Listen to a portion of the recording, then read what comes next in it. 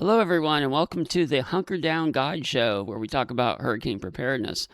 As I promised, in this episode, we're going to be talking about hurricane evacuation zones, and this comes from our free course on the hunkerdownguide.com website, and I'll show you what that looks like right here.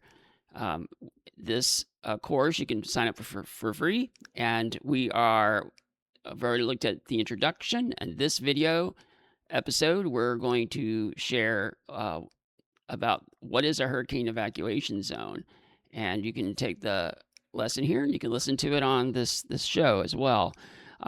We are in this episode, I take this very seriously because uh, I've had family members that have gone through some pretty severe experiences, had damage, extensive damage from storm surge. And that's what hurricane evacuation zones are really focused on. It's the storm surge. When a hurricane or a tropical storm comes in to an area, it can well up the ocean waters and bring them and push them on shore. And this affects obviously people on the coastline, but you would be surprised how far it can penetrate in. In Hurricane Milton, a couple of years ago here in the Tampa Bay area, there were a lot of people. I had a lot of friends who had houses basically that needed a complete rebuild, where the insides were just saturated with water because they lived on drainage canals or streams and other things that just took a brunt of the storm surge coming in. I also, in the book, I talk about an experience I had with my parents because they were in a storm that had a 12-foot storm surge, and I saw firsthand the type of destruction that caused and damage to their home. Luckily, they were in a stilt house, a 2-story cedar stilt house built to take the storm. They were directly on the open Gulf, and I saw many homes around them that were 1-story ranch-style cement block type construction that's very common here in Florida, and just the walls bashed in, everything ruined inside. People drowned in their neighborhood that couldn't get out. It was pretty awful. So with that, I'm going to bring up and show you the lesson from this course. And again, I invite you to come to hunkerdownguide.com and you can just go in there, and this is a free thing for everyone, because I believe that the most important thing is to figure out if you can stay safely in your location in a specific hurricane, or if you need to evacuate to a safe shelter. That's a fundamental thing that you have to make a decision. And so this video is another part of that decision education process. And we'll take it from there and jump over to the video.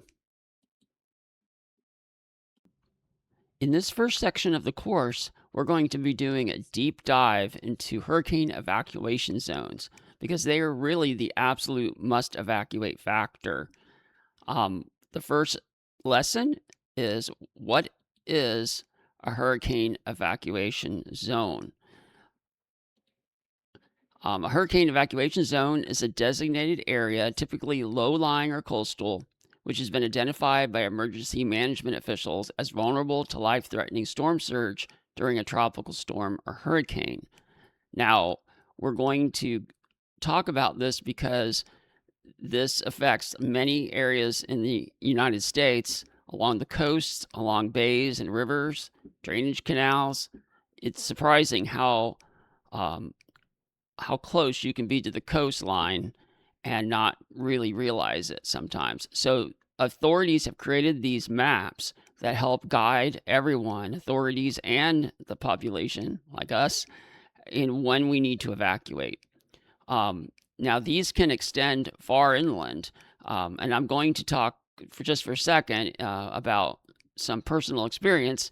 My parents in 1993 rode out the no-name storm, which was not technically a tropical cyclone, but it had 90-mile-per-hour winds that came off the Gulf of Mexico and slammed into the west coast of Florida with a 12-foot storm surge. They were in a 2-story house that was also built up on stilts. And the aftermath was quite shocking from that storm. In their case, I had to go and basically rescue them and get them down from this stilled house because all of the decks and all of the um, stairways and everything that were on the ground floor of this structure were just washed away. It was washed right down to the limestone. There wasn't a plant or anything left on the property, and one-story houses up there were just completely gutted from the effects of that 12-foot storm surge. And that's not the worst case scenario. Uh, there are Katrina, which had uh, that was in New Orleans, obviously, where it slammed in. It had a 28-foot storm surge, and that went 6 to 12 miles inland in places, and 1,800 people died in that storm. And that's not even the worst case. The most modern worst case type of scenario was in Bangladesh in 1970, and that was a 34-foot storm surge from a tropical cyclone, and that killed probably about 500,000 people. It was a terrible tragedy. So we're going to talk about these, how we can prevent ourselves from being trapped in a very, very bad situation.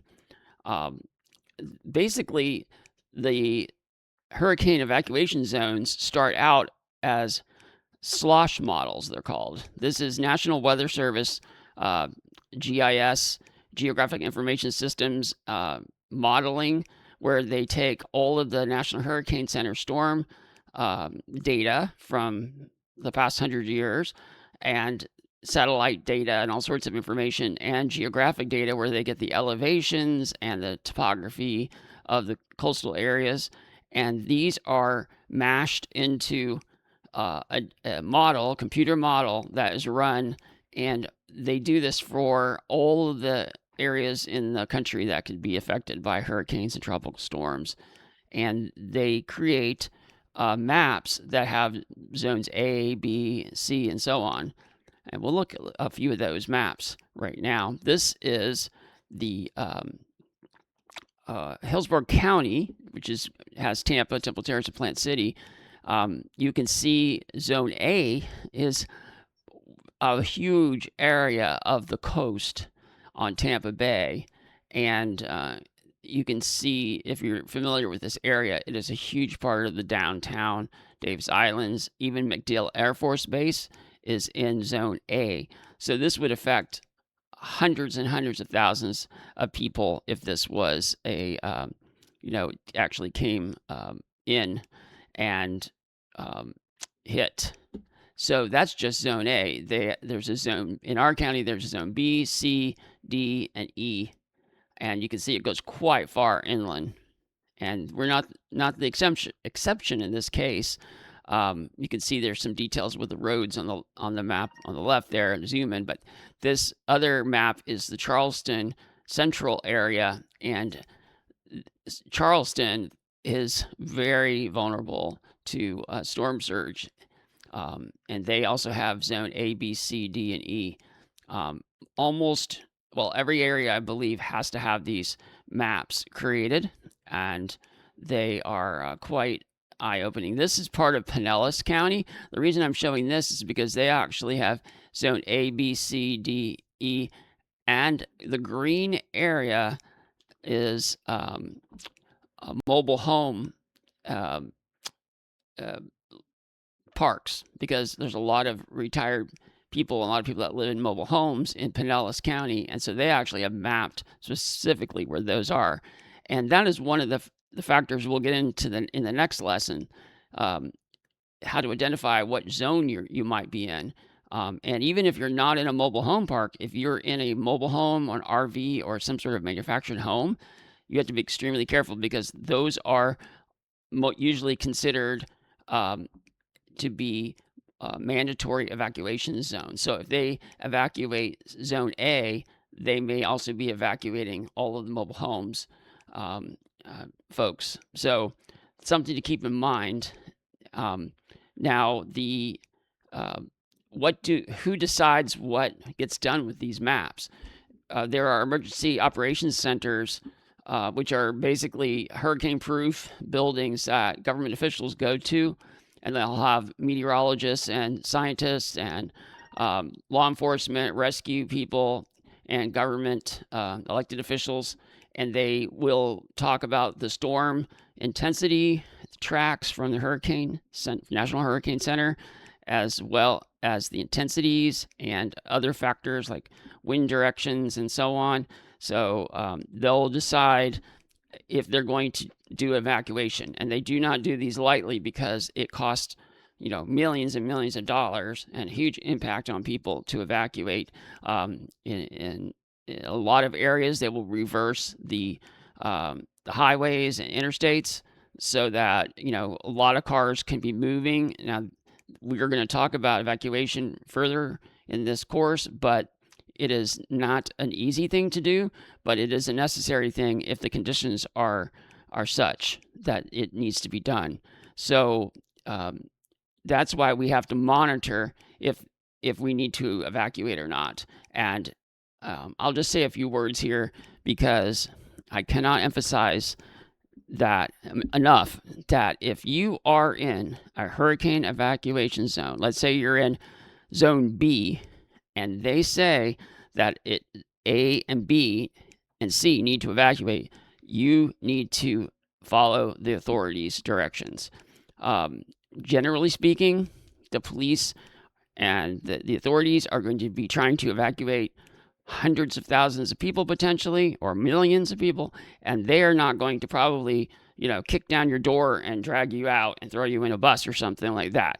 You're an adult, you're going to make your decision, but I plead with you to follow what the authorities say, because it's easy to say, oh, nothing has ever happened in our area since I've lived here for 40 years.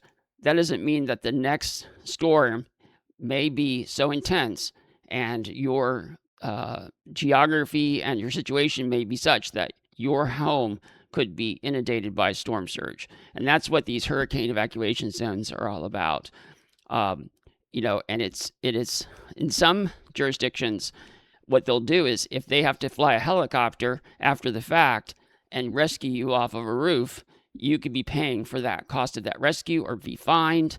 There's all sorts of potential penalties, but the biggest penalty is, of course, your being in a very unsafe situation with the potential for life-threatening injuries or death. So it is not something to play around with, and I can't stress enough that now that we've looked at what these zones represent, in the next lesson we're going to talk about